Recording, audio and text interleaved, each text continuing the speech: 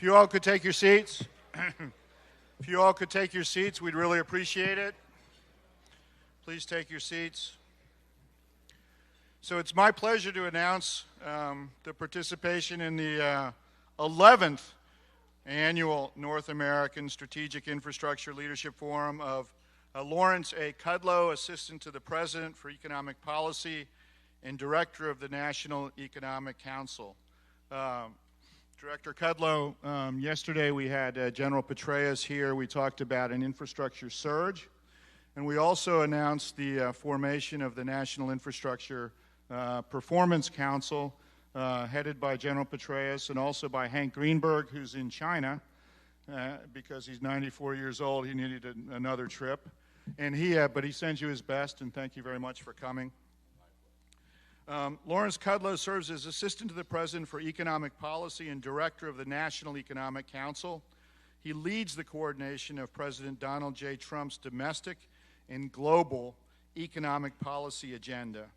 Prior to the White House, Mr. Kudlow was a CNBC senior contributor and host of CNBC's primetime show, The Kudlow Report. He also served as chief economist and senior managing director of Bear Stearns & Company. Let me introduce to you Larry Kudlow, and please give him a warm hand. Thank you very much.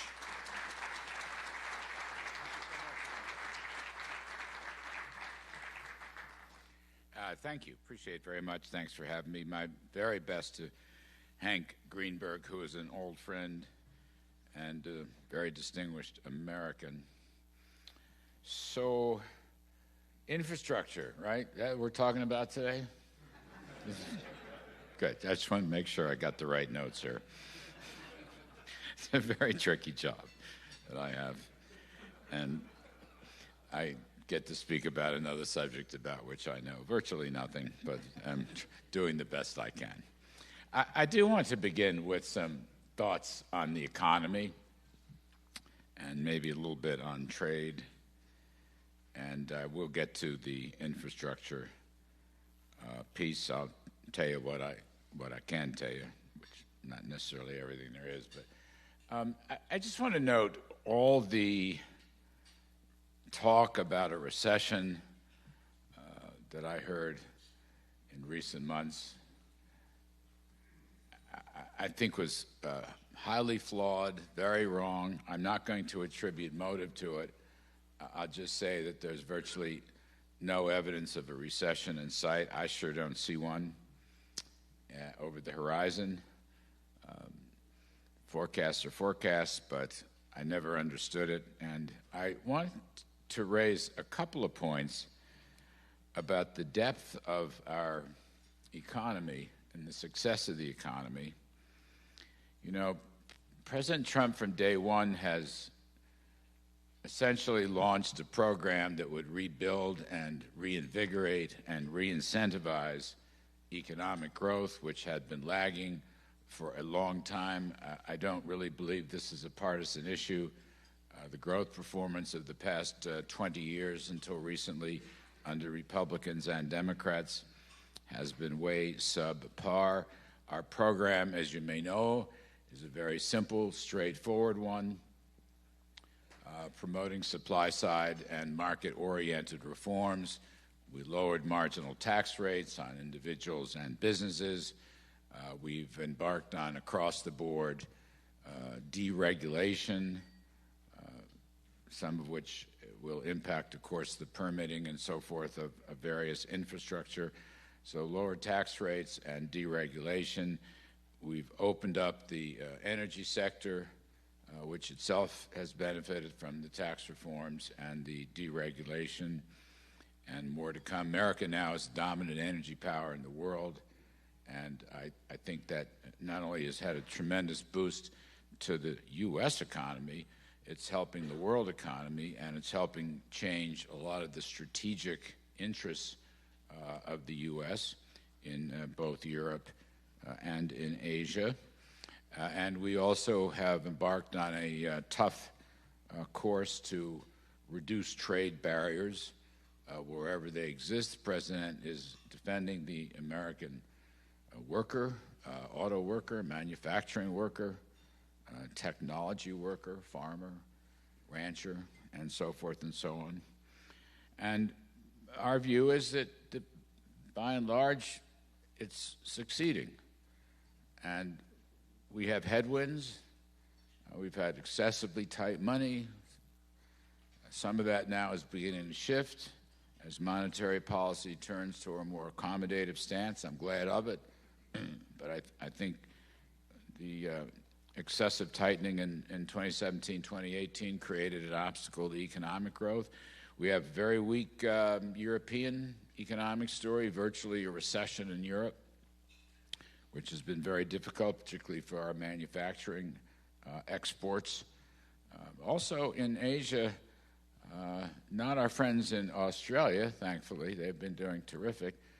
But much of Asia has been very sluggish, including China. Chinese numbers came out. We saw some new numbers this morning. Again, a lot of softness. Many economists believe this 6% Chinese GDP is overstated by several percentage points. I don't want to go down that road. It is what it is. And hopefully we can help them. Hopefully both sides can help each other with a trade deal that I will talk about in a few moments. But I want to emphasize and maybe answer some of our critics, if you will, about the results of our economic growth plan, and that is that we are experiencing what I would call a middle-class boom, a middle-income, middle-class boom, where, as has been pointed out by several writers and recent Census Bureau numbers, the average take-home pay in real terms adjusted for inflation is $66,000. That's the middle of the middle, $66,000. It's increased by $5,000 in 2.5 years. That's a 7 or 8% gain. The prior administrations were barely able to eke out a 1% gain in middle income. And furthermore, on the tax cut side, average family of 4 married filing jointly experienced a $2,500 or $3,000 tax cut.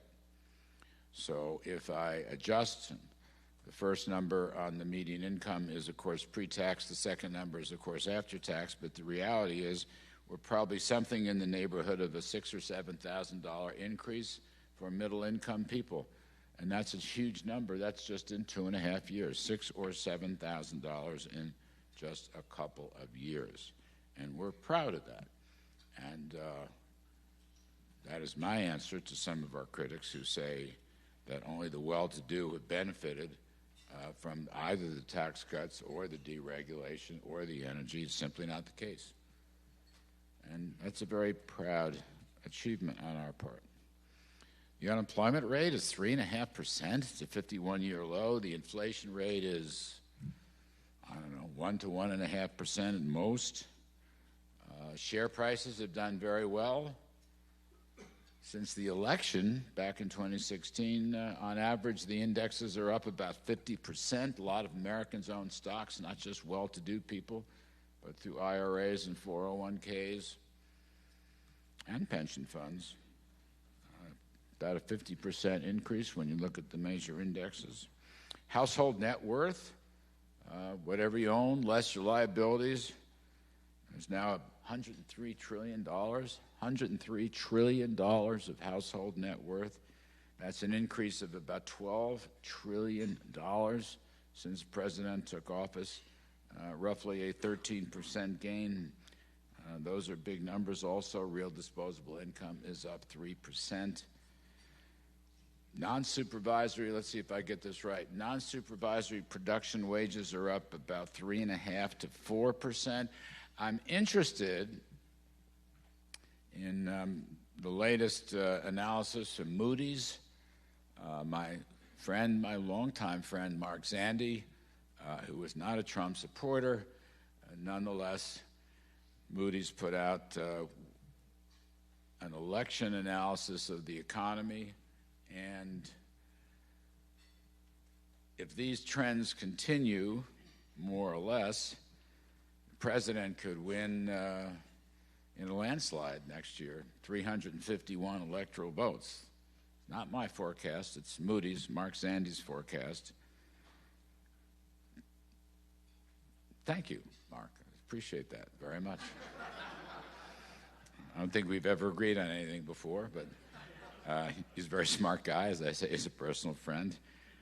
But that's what he's saying, his so-called pocketbook model of the economy, which I think some of this stuff's come off the old Ray Fair, Yale University analysis. The economy matters to elections, and the pocketbook model gives POTUS a 351 electoral college majority. I'm not here to forecast elections. I don't know anything about elections. I don't know anything about politics. But I did read the Moody's analysis and just thought I'd pass it along to you. I will say this, though, in terms of the economy, while not everything is perfect, and as I say, we have had headwinds, nonetheless, we have created over 6 million new jobs and about 500,000 or so increase in manufacturing jobs. And I want to make a note on that. I like talking about this stuff. I used to do it for a living. I don't get a chance to do it enough, so bear with me. But even the jobs numbers continue to come in strong. With revisions in September, we created 181,000 jobs. That's pretty darn good. There's 7.1 million job openings and only 5.8 million unemployed. That's a very rare thing. So the job openings are way above those who are still unemployed. That has been the case for 18 months. We've never seen anything quite like it. And the increase in the labor force continues. We call it coming out of the woodwork. I think in large measure, people, number one, see the jobs are available. Number two, the wages and compensation have, again, this is just for ordinary, average Americans. The wage numbers are very good. The disposable income numbers are very good. The tax cuts have helped enormously. So they want to go to work. And we will see more of that. And my dear friend and colleague, Ivanka Trump, has spent a good deal of time working with corporations around the country to train and retrain what she calls reskilling people to be able to fit those jobs. And I think that's a very positive development. One other point, the other survey is called the household surveys. We always look at the payroll survey for established corporations. There's a second survey from which the unemployment rate derives and is equally, if not more important. It's called the household survey, and it is spewing out phenomenal numbers. In the past 4 months, I think the average has been 378,000 per month. So the non-farm payrolls, that's always a headline number, last month ran about 180,000. The household number, which is when you look under the hood, is averaging 378,000, right, about twice as much. And that tells me that the payroll number is going to rise. Households tend to be a leading indicator. I think that's going to be a tremendous boost to the animal spirits and the overall economy. It's a great leading indicator. So these are big pluses. I know existing home sales were a little soft this month, but they're still growing at a solid 4 to 5% rate, I think, year on year. In fact, the whole housing sector looks better. That would be in large measure a function of lower interest rates, particularly financing rates, obviously mortgage rates, as well as the Fed funds rate. So housing tends to be a leading indicator for the entire economy. And I'm looking at a leading indicator in the labor market, i.e. the household survey. And the first-time unemployment insurance claims are absolutely rock bottom. That's another important leading indicator of the economy. So I think things are pretty good, actually. And we have hit a soft spot in the last couple quarters. And my own hunch is in the next several quarters ahead, we will see the economy pick up steam. That's what the numbers look like to me. Lord knows I could be wrong, but that's what our numbers look like. It's my great hope that sometime in my lifetime, our friends and allies in Europe will embark on supply-side policies and lower tax rates and deregulate. That's a hope. It's a prayer. It's deep meditation. But if they did, they would grow their economies. You know, a couple of years ago, our economies were growing about the same rate. And in the last several years, we pulled ahead by a margin of almost 2 to 1. And we go to these conferences, G7, G20, UN, and so forth, and I've gotten to know the leaders very well, and I admire them, and their finance ministers are coming in, and I just say the same thing. You need incentives to grow. There's no reason why you all can't grow at the same pace. If we're growing at, let's say, 2.5% to 3%, and I think we're going to get back above 3% in the next 12 months, you know, you're at 0 to 1%. You can fix this not by negative interest rates, but by providing incentives so it pays after tax to work, save and invest, take risks, and also better to choose work than non-work, and better to deregulate your markets, whether they're labor markets or energy markets or any other markets. It's a constant message on my part. Maybe it'll happen, maybe it won't. I wish him luck. I wish my friend, Prime Minister Boris Johnson, luck. I've known him for a while. He's a very smart guy. I personally favor Brexit. He's had a tough time of it, but he's got a strong backbone. I was just reading in the Bloomberg headlines he's going to get another go at it in Parliament. I hope he gets it. And I think if Britain stays on track and they keep their tax rates low, they can be a tremendous, very hospitable investment location, which will help them in their move towards freedom from the European Union. I call it all Magna Carta 2.0. We'd love to do a free trade deal with Britain if they can untangle themselves. So we'll see. I guess politics in Britain are just about as screwed up as they are here. Something like that. I didn't really say that. That was off the record. It was a joke. Thank you for laughing. Appreciate it very much. But I do wish him luck. And finally, let me make a few points on trade, and then I want to turn to the infrastructure piece. So let me first not go to China, but the USMCA, which is a very important trade deal for us. In many respects, it's more important, at least short run, than China because our total trade with our neighbors in Canada and Mexico, our total trade is just about twice what our total trade is with China. And the estimates of USMCA from various organizations run about 0.5% of extra GDP, 0.5% of additional GDP, maybe a couple of 100,000 jobs, maybe another $100 billion in direct investment into North America. It would really have a palpable, strong, significant impact on all our countries, Canada and Mexico and the U.S. This is a deal that has, it's really a bipartisan deal. It always was. It's been engineered by the smartest trade lawyer in the country, one Robert Lighthizer, like me, an old Reagan Cub Scout.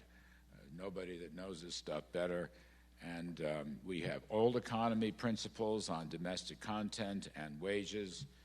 We have breakthroughs in agriculture for American farmers, particularly dairy farmers. We have labor protections for Mexico that probably have moved their own parliament in ways that wouldn't happen without USMCA.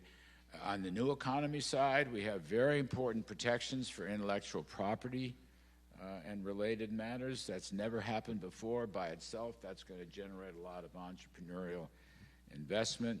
We have openings for financial services and digital services and a currency stability pact. It really is a solid deal, pro-growth deal. And if you can, I invite your help in any way possible to get that through. I know politics are rough right now, but let me say this. I know that President Trump has his political differences with Speaker Pelosi. I understand that. But I will also say that Speaker Pelosi on USMCA has been cooperative and accommodative and accessible. And we continue to meet, Ambassador Lighthizer continues to meet with leading senior Democrats where there is considerable positive momentum for passage of USMCA. So I think it could well pass, and it could well pass this autumn. And that's what a lot of leading House and Senate members are telling me. So I wouldn't, the U.S. system, we can do many things. We can agree on some things and disagree on others. Again, my hat's off to the Speaker, who has been helpful in this process for USMCA. We'll see what happens, but I'm optimistic about that. I would also note with pride that we negotiated some early agreements with Japan to open up on agriculture and industrial commodities and e-commerce, digital services, and so forth. I think that's a huge plus. U.S.-Japanese relations have never been better. It's very important in both strategic terms as well as economic and trade terms, so we're very proud of that.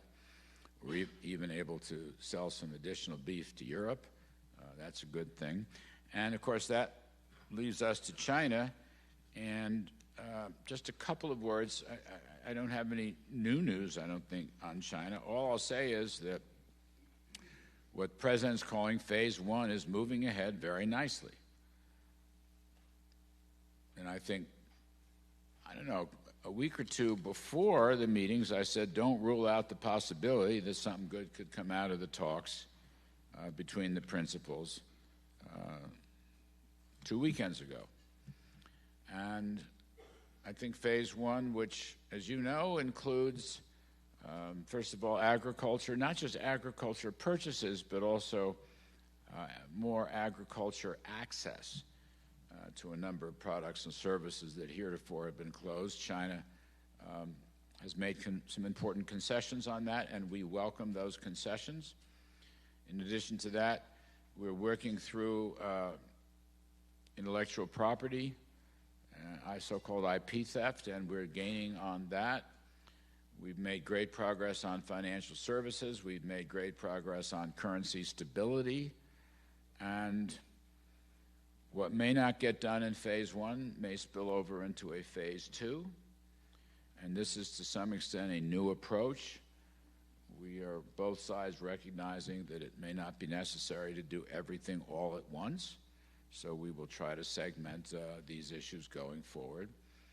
And what's not done in Phase 1, as I say, can spill over to a Phase 2 and conceivably a Phase 3. It's, of course, the President's call. We pulled back a bit on some of our tariffs. It'll be up to him to see if we pull back on additional tariffs before year end. But if the deal works well, there will be opportunities for that. Again, I'm not predicting. I'm just saying that the President himself has publicly said that might be possible. And I think the deal would benefit both sides. I think it would help both countries in their economic growth and help to stabilize relations and hopefully provide some relief to financial markets and to our economies. I see the statements coming out of Beijing have been very positive. We've been through this before. Sometimes we think we've had progress or even a deal or close to a deal or 90% of a deal, and then we get slammed by the Ministry of Commerce, or we get slammed by the Foreign Ministry, or we get slammed by whoever. That's not happened this time. The immediate aftermath of our Phase 1 agreement has been very positive, coming from the Commerce Ministry and the Foreign Affairs Ministry, and Vice Premier Li himself has made some promising comments. So we'll see. I'm kind of playing this from the optimistic side. I rather like the mood music, and we will continue, to go on. I guess our team probably go over there. Maybe their team come back here. I don't want to get ahead of the schedules, but we are doing what it takes to make a deal, which is a difficult thing. I would just say, as an aside, probably, certainly in all economic and trade history, there has never been the scope of negotiations of this type, ever. And if you include other issues such as human rights and national security, then I would say without question, we have never witnessed such a wide, broad, deep scope between two rival countries. And I think President Trump, I want to say a word here. I am a free trader, as I think you know. President Trump's vision on trade has always been one of zero tariffs and zero non-tariff barriers and zero subsidies from governments. But unfortunately, we don't live in that world. And the trick is always getting from here to there. And I myself have written some op-ed pieces on this with his permission. And negotiations are very important. He's a very tough negotiator. And part of the arrows in his quiver include tariffs. And he has used them, as you know, to enforce and punctuate our point of view. And I myself believe that is necessary in trade negotiations as tough and difficult as this. And again, just to wrap up on this, the President has to defend America. He has to defend the American economy. He has to defend the American workforce. He has to defend American technological innovation. And he is unhesitating in his view that he will do so. He will defend our interests as he must, as he must. And I think he's made that perfectly clear. And I think it could generate very positive results, but rest assured he will continue on that track. Protecting the United States is number one. We do business with the rest of the world as long as it's fair and reciprocal, and we all play by the same rules of the game. And in cases where other countries who are our partners or our competitors refuse to play by the rules of the game, President Trump has said time and again, and will continue to say, that he will defend American interests. He is a tough negotiator. Personally, I like tough. Now, infrastructure. Speaking of getting from here to there. Didn't you think that was cute? Remotely cute? Something like that? A couple of things, and maybe I'll take some questions to try to redeem myself after I walk through some of this stuff. Now, we've done a lot of work on infrastructure. A lot of this runs through the National Economic Committee that I direct, and we've got some awfully smart people, and our whole team on infrastructure has worked very hard. You know, we've created several executive orders. One federal decision policy, which probably just to sum up, reduces permitting time. That's one of our biggest things. Bring the permitting time down for whatever the project is, whether it's a highway or a pipeline or whatever it is. We've also run through executive orders to limit state authority where there's constant obstacles. And we want to move through interstate infrastructure projects as well. Too many times the localities stand in the way. I'm a great believer in federalism, but I'm also a great believer in interstate commerce and economic growth. And so our executive orders have tried to deal with that. We've changed the Endangered Species. We've changed the Clean Water Act and a number of issues in the environmental area where we strongly believe in environmental standards and environmental safety, but we also believe that prior administrations have gone too far. And I might add, when you take a look at the emissions numbers for the United States, carbon emissions have come down steadily for years. And we're very proud of that because many countries in other parts of the world love to talk about environment, and yet when you look at their record, emissions have gotten worse, not better.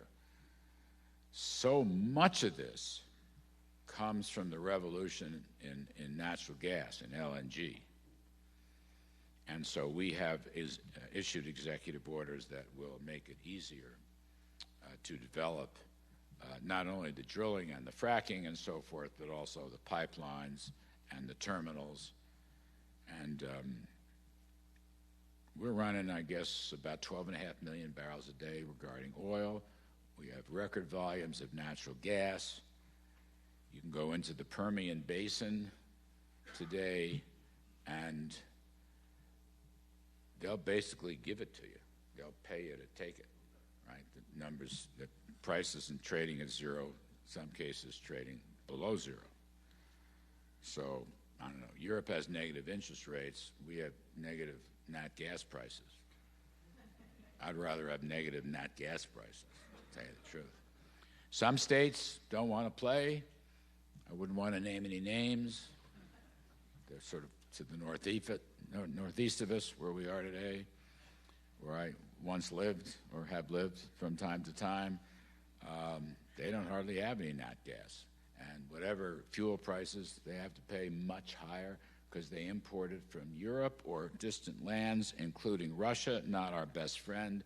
We've tried to change all that, and we've had considerable success, and that has a lot to do with our own infrastructure policies. On what I would call the bread and butter infrastructure, we have not made yet a clear endorsement, but the President has tweeted positively on the Senate highway bill, America's Transportation Infrastructure Act. He has tweeted positively. I don't want ahead of him suggest that we will absolutely endorse it, but again, he likes what he sees. And we have signed America's Water Infrastructure Act back in 2018, and we also signed the FAA Reauthorization Act. So the Senate bill is basically a reauthorization bill, and I'm not an expert in every provision, but again, we like what we see. We think that, and the costs seem rather manageable, and so we will go down that more traditional route, and we will continue our efforts to deregulate and improve permitting wherever possible, wherever possible. Some of my friends here are working a project down in Texas that I first heard about at the UN a couple of years ago from the Japanese Prime Minister, who's a brilliant man. It's a wonderful thing to sit in a UN bilateral meeting with the Japanese Prime Minister and hear about bullet trains from Houston to Dallas. You know, live and learn is part of my job. It's the reason I love it. And folks, we will give you the permits. If you can figure out how to pay for it, go on ahead and do it. Go ahead. Go on ahead and do it. But you know, if you have to stop at every town between Houston and Dallas, it won't really be a high-speed bullet train anymore. But you know that, right? You won't have to do that anymore. And I'm just defending my friend, House Member Kevin Brady. But I guess you've cleared all those hurdles. And wherever, it's okay. Just hate to say this, but don't expect too much federal financial assistance. I'd like to say if we had it, we'd give it to you. We don't have it, but I wouldn't give it to you anyway. But you can raise the money privately. It's very important stuff. And so I'm all in favor of that. So, again, I think we like the Senate version of the highway bill, and we will continue to deregulate. And permitting is just so important. The more I learn about this, the more I begin to understand what the obstacles and blockages are. And America can't afford it, and we need to streamline our system as much as possible. That, too, will grow the economy. Look, it's not exactly breaking news. I'm an old Reagan supply-sider. I believe in economic growth. I believe in prosperity. I think when jobs are plentiful and the economy is rising and the stock market is helping our pension funds and there's enough job training to help folks even as old as I am to adjust to new careers, this is a good thing. Makes Americans happy. I love happy Americans. I love happy people everywhere. I'm a prosperity guy, and I actually believe we're gaining on it. That's what I think. We're gaining on it. Let me stop there. Take your questions. Thank you.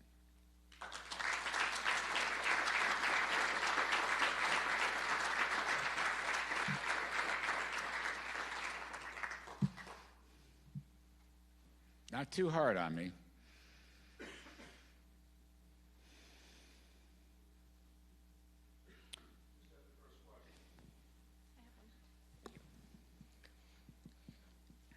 Thank you. Does the MCA, I know the MCA promotes increased trade between the US and Mexico and Canada. Does the MCA have any policies, plans, or guidance for investment in infrastructure to support this increase in trade? Sorry, I literally just couldn't, it wasn't clear. Sorry, I'll start again. Where are you? Oh, there you are. Okay. Try me again. Does the MCA have any... Oh, Maria Giesemann, the Instant Group. Does the MCA have any policies, plans, or guidance for investment in infrastructure to support the increase in trade? I don't think there's any. I could be wrong here because I don't know every detail, but I know a bit about it. I don't know if there's a specific infrastructure provision. There might be. I hate to close the door on that, but I'm just trying to think through the domestic content and the domestic wage rules and some other rules. I'm not sure. I'm not sure. I think not, but I could be wrong. So please don't use that as the end-all, be-all. A couple other questions. I got, Lord knows, 20 more meetings back at home. Because NAFTA didn't have that, so I was hoping the MCA would correct the NAFTA problem that didn't have any support in infrastructure. The which problem? NAFTA. NASA? NAFTA, North American Free Trade Agreement. You know, I have to find out, okay? I don't want to speak. I'm not sure. I'm not sure. Just a quick question here. When it comes to offshore wind, I know that New Jersey has given out a lot of, probably over a gigawatt worth of power to a couple of overseas. This is for what, offshore? Offshore wind, yeah. Wind? Yeah, okay. Offshore wind off the New Jersey coast. And I understand that the next step in the process is the federal permitting piece for the environmental piece of that.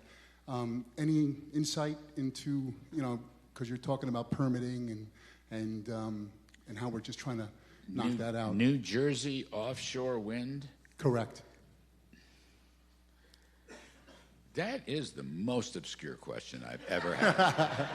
Happy to supply. I mean, this is a very tough crowd. You know? It's a big deal out there. I'll have to get back to you. Fair enough. Just limited to New Jersey. Well, it's really up and down the coast, but New Jersey particularly wind is what I'm talking moves, about. it's subject to, interterrestrial. Wow. This is a humbling experience. I will take... You could broaden it out a little. I'd have no problem with that. Yes, I'm afraid I can't. The lights are worse than they are in here. Yeah.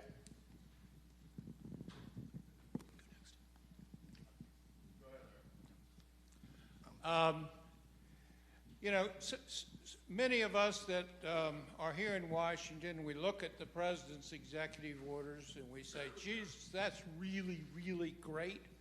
That's really going to help with the permitting problems.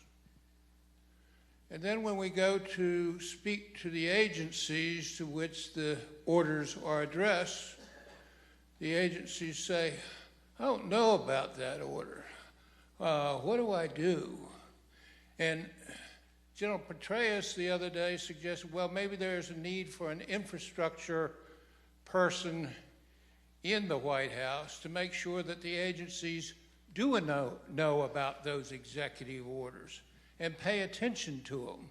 Is there any thinking about how we put some teeth in the really, really good orders that the president is putting out?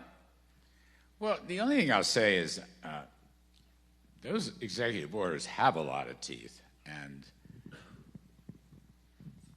we're actually issuing additional guidelines, by the way, which will probably wind up getting in the direction that you want us to go from the gist of your, in other words, there's rules and there's rules. And I don't want to get too technical on this, I'll get in over my head, but we want to make sure that executive orders and various other rulemakings are carried out. All right, that's a policy issue, and it becomes a legal issue inside the executive branch, and we're on it. We're very much on it. In fact, in recent days, you may have read a discussion about exactly that with regard to so-called regulatory guidelines. So yeah, we're on that as best we can. Look, some of this stuff, the bigger question, there will be legal challenges. There always are. We live in a litigious society. I get that. And we are saying, in many cases for these executive orders, that the federal government has an override with regard to the states and localities. That's tricky business. You know, we believe in the 10th Amendment, but in some cases it's just so patently clear that some of the localities are just blocking progress. And this whole discussion of infrastructure is a perfect example of that, just a perfect example of that. So we've done what we can within the bounds of the law, and we probably will be challenged, and we'll fight those challenges, whether it's environmental or whether it's energy related or whatever. But that's the best we can do. Any one last quick one? I can see you guys are thrilled about the economy and China, Mr. Kudlow, thank the you World for coming. Series, and You're obviously I busy. tell you, sir, I'm going to go on the car ride back, and I'm going to Google up New Jersey wind. New Jersey wind. Wonderful stuff. Yes, sir. Go right ahead. And here I thought you were a busy man. Thank you very much for coming. Was there an agreement in principle between the President and Senator Schumer and Speaker Pelosi on infrastructure? And if there wasn't an agreement, what sort of were the major sticking points between them? Well, there was never a hard and fast. I was in those meetings. There was never a hard and fast agreement. We had the beginning of a process, and it was a promising beginning, but unfortunately the process broke down. And there were multiple issues involved in the process. That doesn't mean it couldn't ever be resurrected in that conversation, but it just wasn't to be. So we will. If I may, did it break down for reasons unrelated to infrastructure itself, or were there substantive issues regarding what the contours of the bill should be? Well, no. There are always issues when you say the contours of a bill. There are always issues about what's in the bill, what the various provisions are, and there are always issues about financing what's in there. That's about as far as I want to go on that. Look, I have nothing but respect for the legislative process, nothing but respect for the powers of Congress. I'm just saying the conversation was started. I was there personally, for whatever that's worth, and then it was discontinued for a variety of reasons. It doesn't mean it couldn't be restarted. But you have, as I say, you have authorizing committees looking at the highway bill now, and I think that's very important. We have certain exigencies, requirements, and responsibilities, roads, tunnels, highways, and so forth. That we got to help America. We must help America do that, and then we want to expand that wherever possible. So that's what the goal is. And as I said, I don't want to go any further than the president's tweet, but it was a positive tweet about the Senate bill. So I want to thank you, those of you from New Jersey and not New Jersey. I want to thank you, and gosh, I hope I never have to do this again. Just kidding. Just kidding.